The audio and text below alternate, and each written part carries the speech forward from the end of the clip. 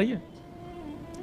हमारे ब्रज में एक रीति है कि 12 साढ़े 12 बजे सारे मंदिर बंद हो जाते हैं और फिर शाम को 4:30-5 बजे खुलते हैं। मैंने कितनी बार कथा में कहा है, ठाकुर जी सोते नहीं है, ठाकुर जी गैया चराने गए हैं वन में, इसलिए मंदिर बंद होते हैं। बिहारी जी, राधा रमन जी, राधा वल्लभ जी, सारे मंदिर बंद होते हैं दोपहर में। क्यों? ठाकुर जी गैया चरावे गए हैं। तो गोविंद दास बोले आप भोग पधराओ, भोग पधरावे के बाद फिर आरती करो, आरती के बाद फिर कपाट बंद करो, ये तो चले जाएं गैया चरावे, और फिर बाकी बाद हमें मिले प्रसादी। और प्रसादी में इतने सारे भक्ता में धीमे धीमे पूड़िया में धीमे धीमे सब्जी, आप इतना विलंब है जाए कि ठाकुर जी फिर हम ढूंढवे जामे तो जंगल में ढूंढते ना मिले। या हमारे मैं कह रहा हूं पहले ही पवाए दो ताकि मेरा पेट भर जाए, तो मैं लाला के संग जंगल चलो जाऊंगा गैया चरावे। ये सुनकर के गुसाई जी के नेत्र सजल हो गए कि भाई इस कलिकाल में आज भी गोविंद दास को ठाकुर जी का अनुभव होता है।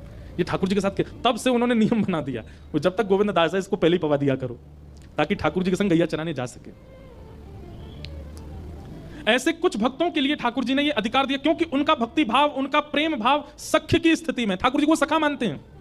गोविंद दास जी का अगर आप चरित्र सुनोगे तो कई विषयों पर आपको विश्वास ही नहीं होगा। एक प्रसंग सुनाऊं, हो सकता है कई लोगों के मन में यह आ जाए ये कैसे हो जाएगा, पर यह है। गोविंद दास एक दिन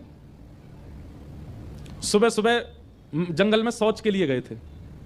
शौच समझ रहे हैं ना, तब बाथरूम तो होते नहीं थे, जंगलों में जाते थे लोग, सुबह सुबह शौच के लिए गए।